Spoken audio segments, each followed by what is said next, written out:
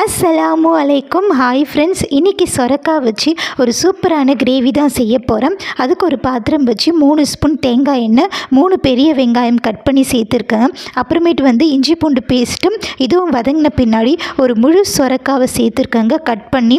இது வதங்கட்டும். இன்னொரு பக்கம் பார்த்திங்கன்னா ஒரு கடாய் வச்சு அதில் பட்டை, லவங்கம், ஏலக்காய், மிளகு, ஜீரகம், சோம்பு இதையெல்லாம் சேர்த்து வறுத்துட்டு அப்புறமேட்டு ஒரு 1/4 மூடி தேங்காய் சேர்த்து ஆஃப் பண்ணிவிடுங்க. இது ஆறின பின்னாடி அரைச்சிட்டு வந்துடுங்க.